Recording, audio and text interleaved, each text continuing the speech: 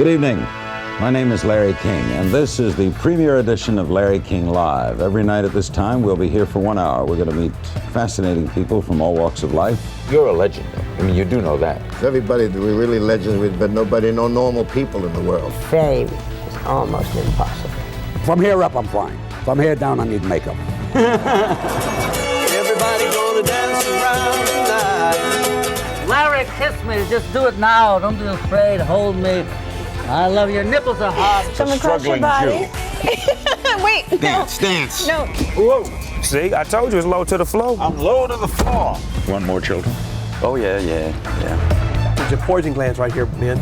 Right back there. So when the dog eats it, no, he's not gonna hurt you. Get away from me. Paul's going to get upset you touching my leg, Larry. You must have conjured something in your head for you to come out and call me a murderer of my child. That's it. We went downhill carrying that coffin, feeling like slaves, and we're going uphill feeling like free people. When the chapel bells ring out. Gonna make him an offer he can't refuse. Darling, goodbye. Police radio is saying that Simpson, the passenger in the car, has a gun at his head. I will not run as either a Democrat or Republican. I know that's kind of a line you're trying to come across with, but either you try. No, it's weak. Now you say it's your son's do business, you guys ever do anything but propaganda? Was there a Holocaust? You want to impose your viewpoint on me? No, it's not a viewpoint, it's a question. Well, I've never been in the Watergate, so it's kind of hard for Never me been to in, never been in the restaurant. No. Other people were in there, though, unfortunately. That's still a Texas driver's license. Dale, you want to say it? Yeah. I don't have a question. I have a statement, please. Go. I want to say hello to my son, Bill Clinton. Hi, Mother. That's a strange question to ask. What happened with the submarine? I don't know. It sunk. Does it come with a curse of any kind? Oh, no, it comes with so much love. What's it like to kill someone? If tears could build a stairway and memories a lane, I'd walk right up to heaven and bring you home again. Yes. This is his creation. This is his ideas. And to come here and to feel him here, I'm happy. We'll also go live to Haiti, showing you specifically what your donations mean. For now, for here, it's time to hang up the nightly suspenders. And who knows what the future's gonna bring.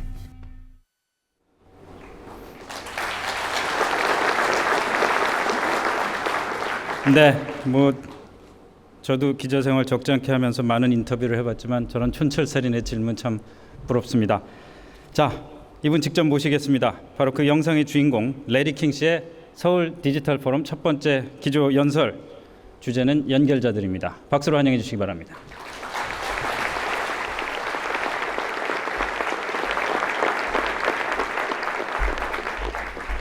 I'm going to try this.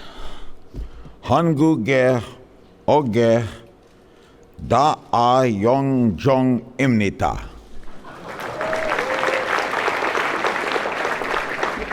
That was Jewish. The translation, of course, is I have so thrilled and honored to be here. I have been on a, well, first let me show it's me.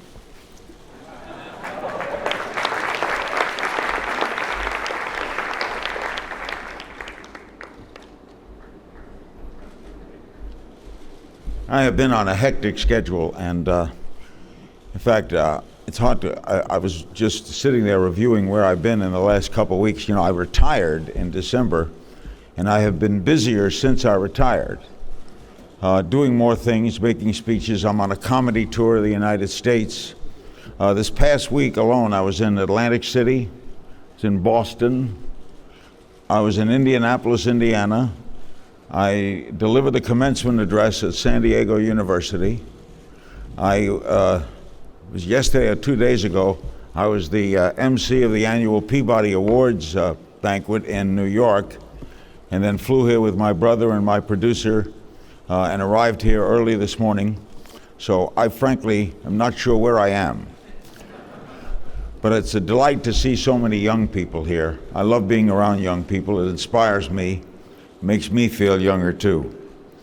I have made a career of asking questions, and in a little while I'll be asked questions here myself.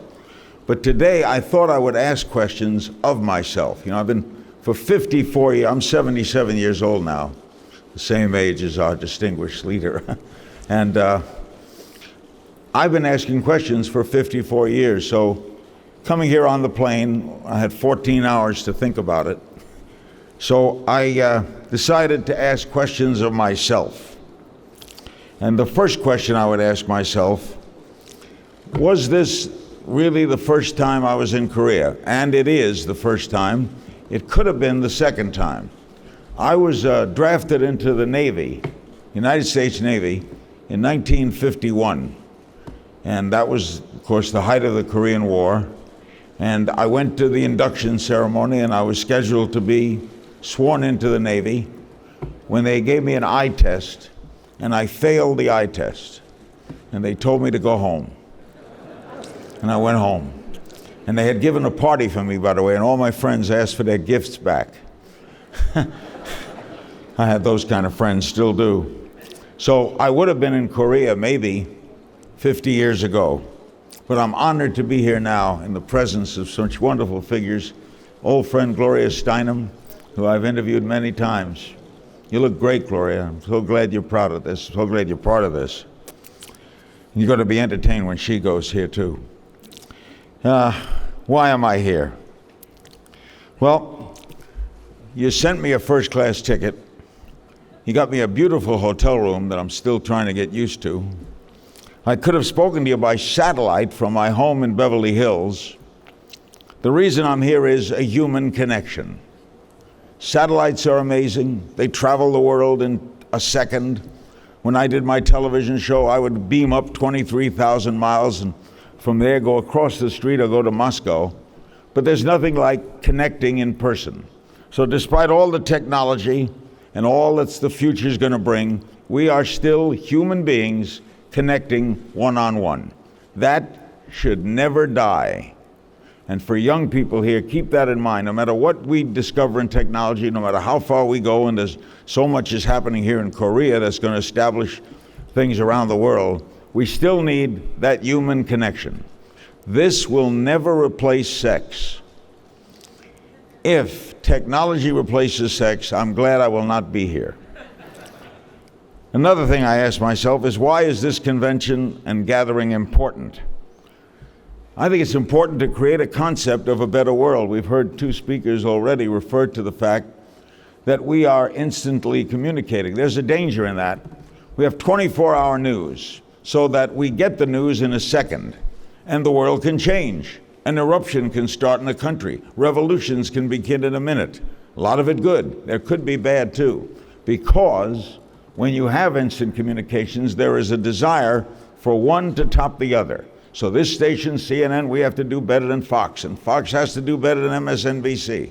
And I'm sure that rivalry creates a constant get-together of getting it first, not getting it right necessarily, but getting it first.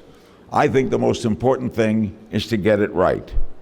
Another question I ask myself, does it surprise you that your life took place during so many dangerous times in human history? I can't believe what I have lived through. I was born in 1933. That was the height of the Depression in the United States. And in those years, I have shaken hands with at least 10 men who had the power to destroy the world. I have known and interviewed Nixon, Ford, Carter, Reagan, Bush 41, Clinton, Bush 43, Obama, Gorbachev, Putin, various heads of state in France and England all had the ability to begin a nuclear controversy, a nuclear holocaust.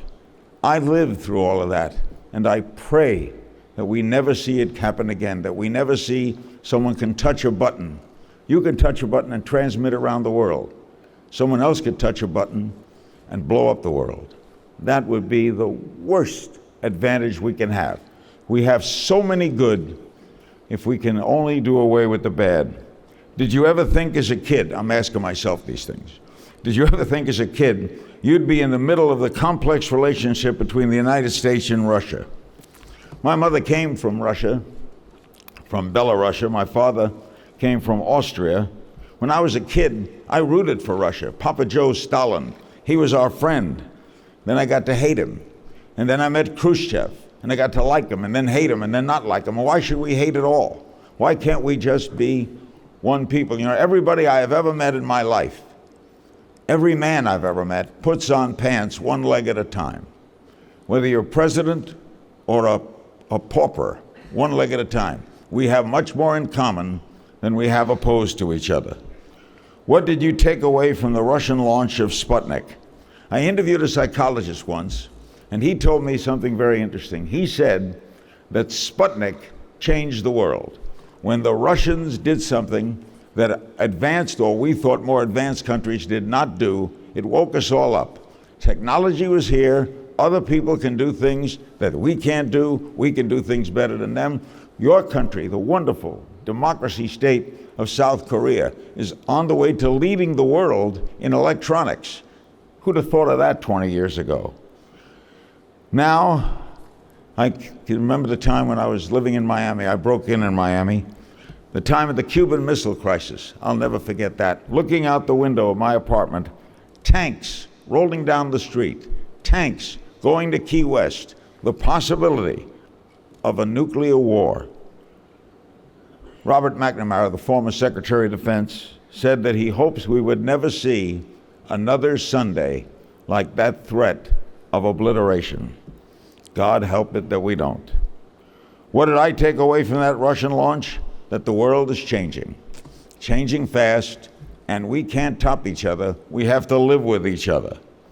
How was the world, I asked myself, endangered by the Cold War? Well, that was obvious. When we look back, that was senseless. Two powers arguing with each other over things like, we got something bigger than you, we got something better than you, we got something better than you, and the world lived in fear of these two powers. When we look at nuclear power, that's insanity. That's insanity. And let's hope we never see it happen. What was Ted Turner's thinking during all of this? I have a thought about Ted Turner. He's the most extraordinary person I've ever worked for.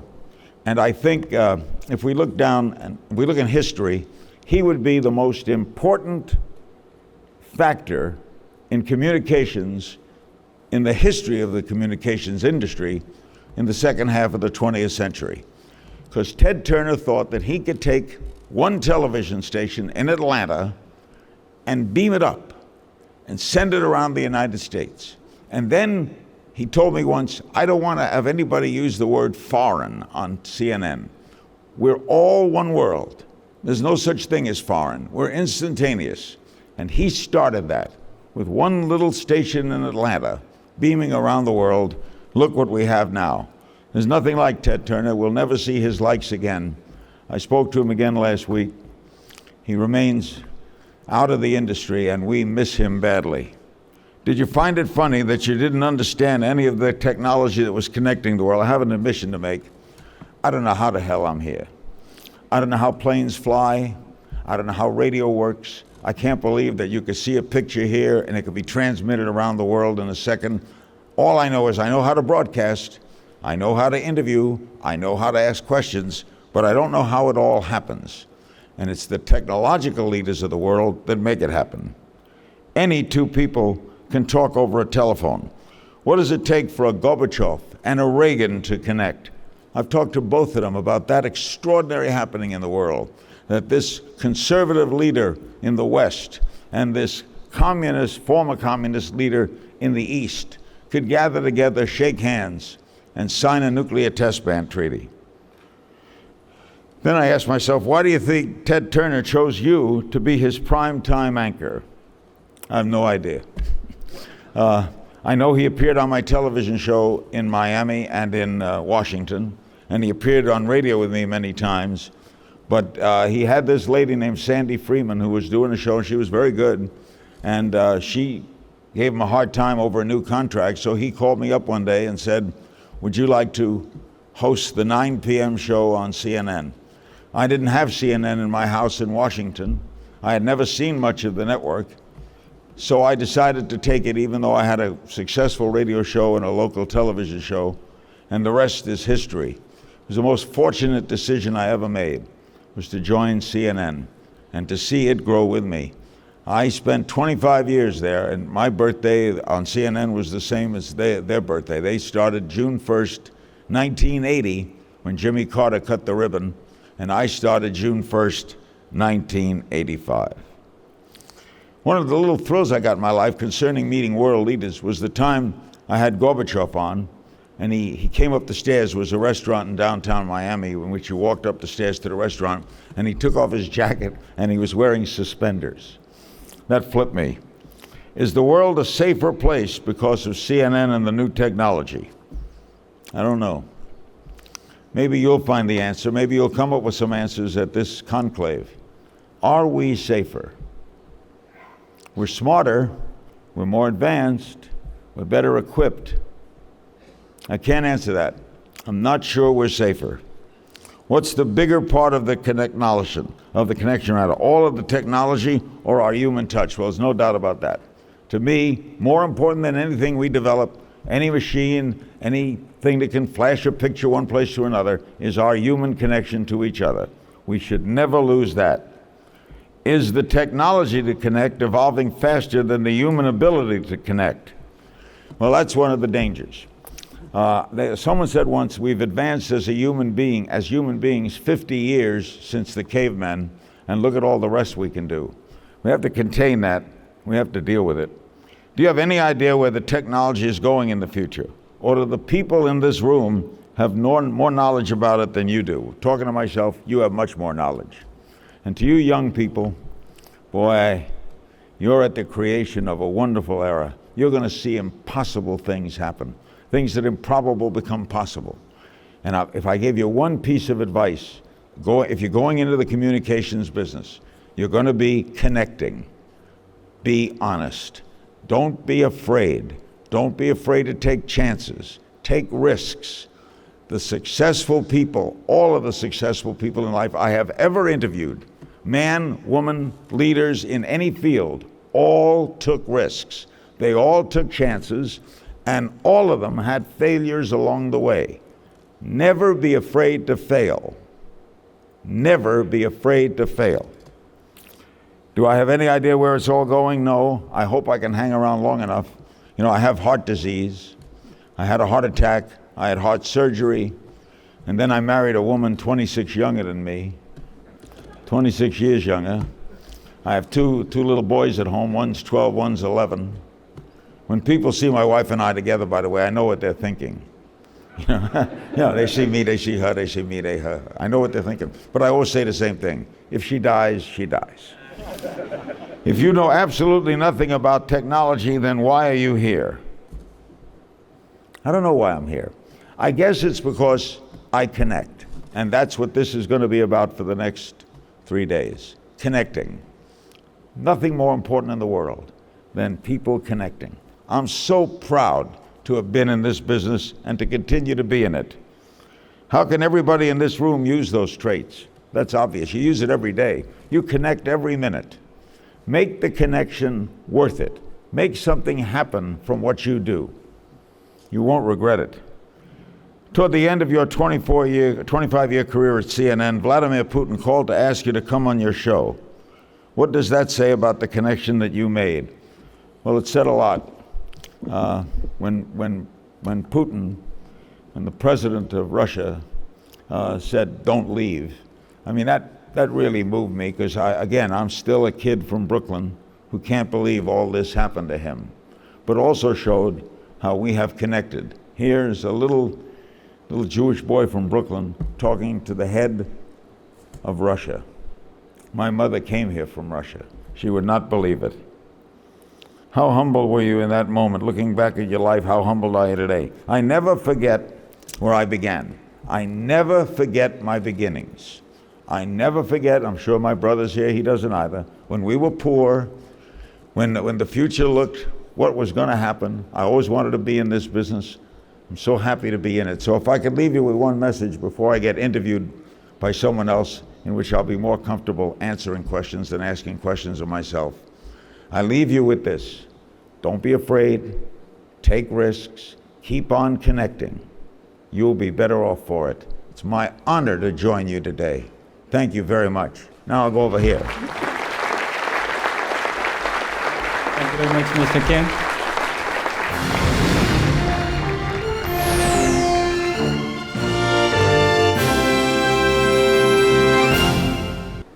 특히나 휴먼 터치, 휴먼 커넥션, 이 넘쳐나는 디지털 시대에 인간과 인간의 직접적인 연결이 중요하다는 말씀 아주 감명 깊게 들은 것 같습니다. 아주 소중한 시간이었습니다. 자, 그럼 지금부터 Q&A 질의응답으로 넘어가겠습니다. 많은 질문해 주시기 바라고요. Mr. King, I'm sure you're ready. Mr. King, it's a great privilege for me to ask the first question to you. Thank you.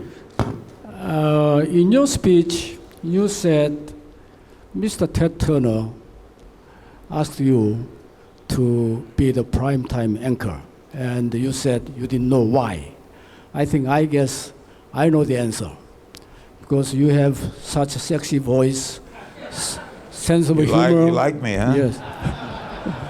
Sense of humor, and in brief, human touch. Thank you. I want to ask you two questions to you. What does it feel not to be the Larry King of CNN? What is it like not to be on? That's right. Yes. Terrible. Terrible. I tell you the truth, I miss it. I didn't think I would miss it.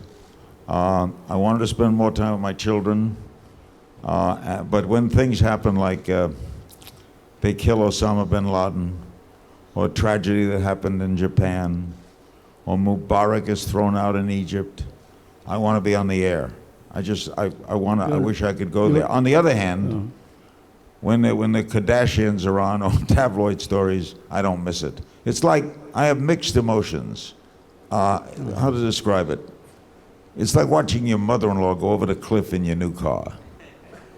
Think about that. All right, second question. Yes. The main theme of this forum is connected and connecting. We are, in case of Korea, we are living with neighbors like North Korea to the north, China to the west. And for Western Europe, United States, there are fundamentalist Muslim countries in Arab, Middle East countries, region. How do you get connected with the people, with the societies that are living under a political system, under cultural values that are totally different? That is probably the hardest question to answer. So many have tried. It seems unsolvable to me. But for a long time, we thought England and Ireland would never get together. And look at that.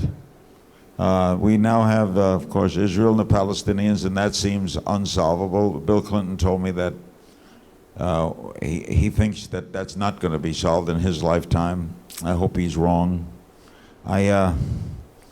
I guess Korea is the only two-state in the world, isn't it? The only country with two states. You have to, I don't know what more South Korea can do when you have a state that is an autocracy and it's run by one person and it's autocratic and it's, as someone told me today, the number one industry is military. How do you deal with that? I believe in talking rather than weapons. I don't believe in fighting. I guess you have to make the overture. I'm not going to give advice to countries, but I would try to connect. You know, they are your sister people. They are Korean. They need to eat like you do. Their mothers do not want their sons to die. On that presumption, maybe South Korea should take some forward steps to try to connect. I don't think the North is going to try to connect with you, but at least trying. I'm not an expert on the situation, but I believe in trying. Next. 네, 지금 계속 질문을 받겠습니다만은 잠시 생방송이 진행되는 동안 서울 디지털 포럼 SNS 계정들을 통해서 또 많은 질문들이 올라오고 있습니다. 한 가지만 좀 소개해드리고 그 질문 받은 다음에 또 진행을 하겠습니다. 한 가지 골라볼까요? Sure. 자, 트위터리언 심플러 라이프님의 질문입니다. SNS 시대에는 대담 프로그램, 레리킹 씨께서 하셨던 레리킹 라이브 같은 대담 프로그램이 과연 앞으로 어떤 형태로 바뀌어 나아갈지 궁금합니다. 이런 질문을 보내주셨습니다. Oh, yeah. How will talk shows change? I don't think we'll ever change one person talking to another person. There's a lot about talk shows I don't like. I don't like people standing on a soapbox and screaming. I don't like hosts who overwhelm the guests. To me, the guest was always preeminent. The audience was looking in to see the guest. I would be there the next night anyway. I don't think talk will ever change. I think people will still connect human beings. We're not going to have robot talk show hosts. And we're not going to have electronic talk shows, I don't believe, done by, we'll have Twitter and Facebook and all that. We're still going to need people talking to people. I don't think the talk show as we know it will change. I could be dead wrong. 네, 고맙습니다. 자, 다시 이쪽에서 질문을 받겠습니다.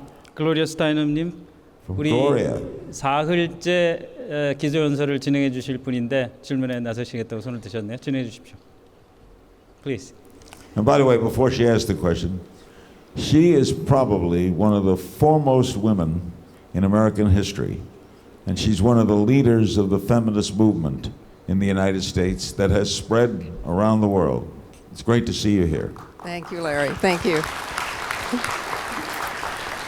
And now that we can interview you, now that we can discover your values as you have discovered our values, which of your guests have you agreed with the most in terms of values, which the least?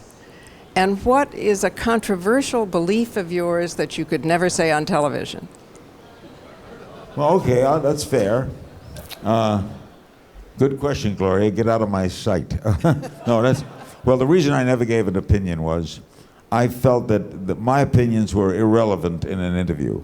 I try to ask the best questions I could. I try to listen to the answers. And I thought that if the audience knew where I stood on a particular topic, it would affect what they think of how I do the interview. If they thought I was Democrat, how do I interview a Republican? If I was Republican, how do I interview a Democrat? What would I have had so many great people over the years that I've interviewed. I would say the man that had the most effect on me was Martin Luther King and Nelson Mandela. And Mandela, in fact, Mandela faced something King didn't face. Mandela faced 26 years in jail. He came out of jail and he could have started a civil war, a violent war.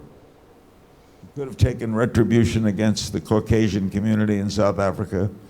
Instead, he chose peace.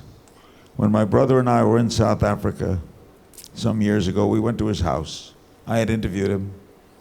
And the gentleness of him, the humanity of him, the forgiveness of him was greater than any religious leader or any person I'd ever quite spoken to. De Klerk, who I met the same day, invited Mandela to come to the Capitol and address the Parliament. On the day he was released, he chose instead to walk out of that prison and walk among the people. I don't think you could top Mandela.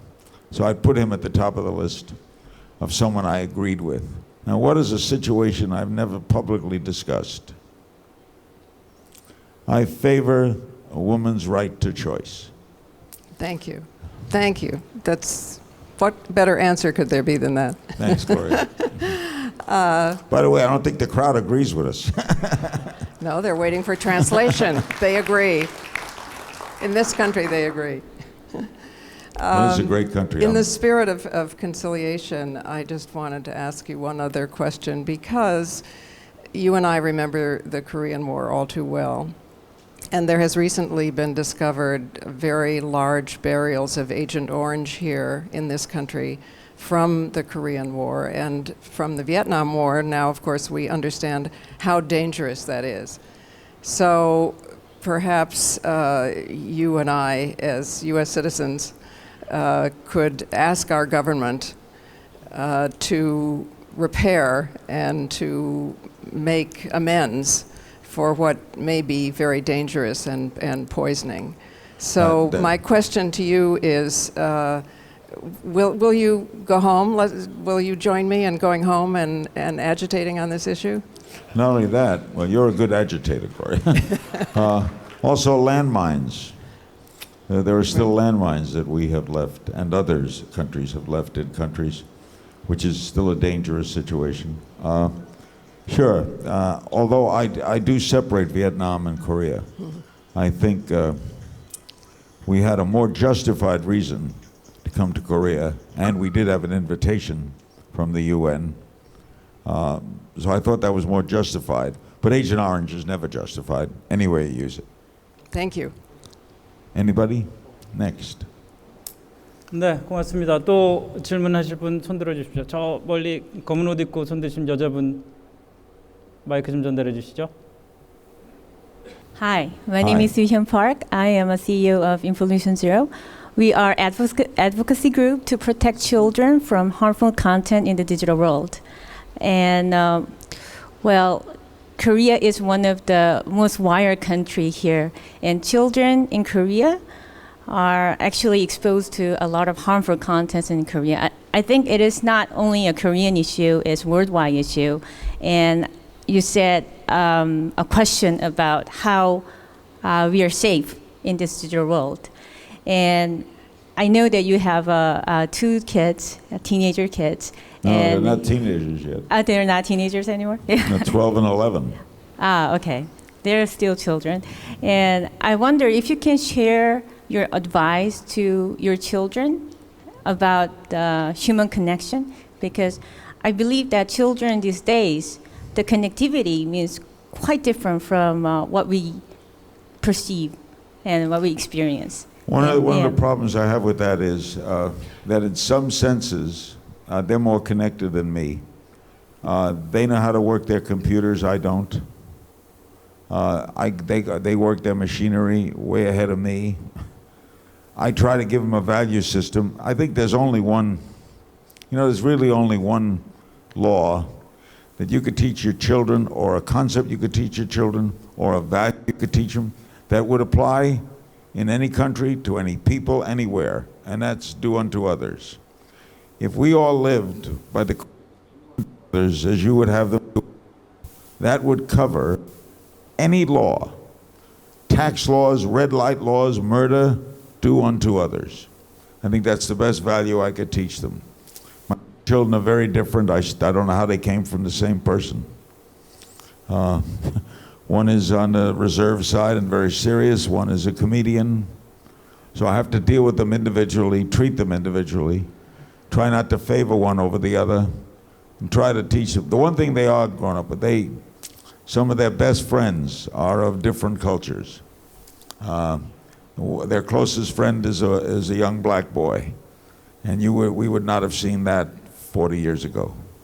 They don't know. In fact, my 12-year-old, he was on a Little League All-Star team, and he was the only white kid on the team.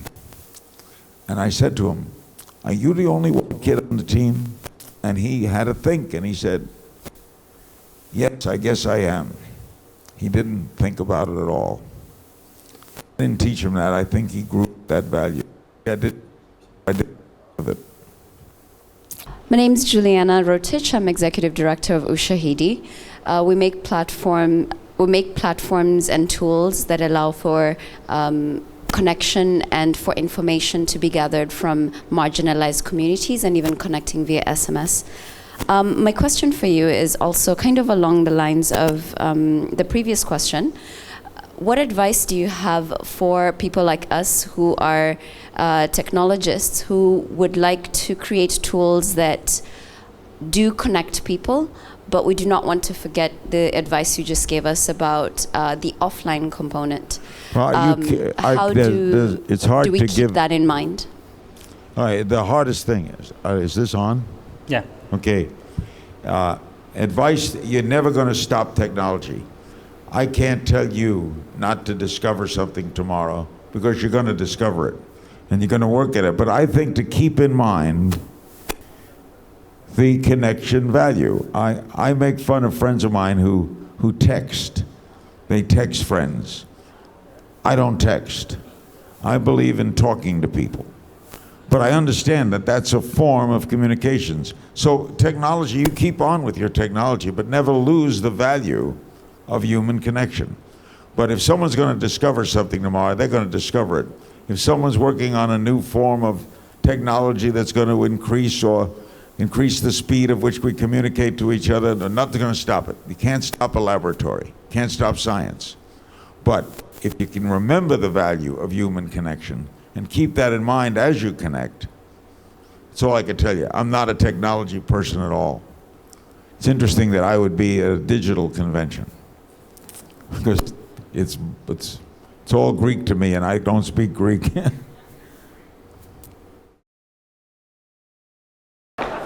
Thank you very much. Thank you. 네, 고맙습니다. 그럼 다음 세션에서 다시 뵙겠습니다.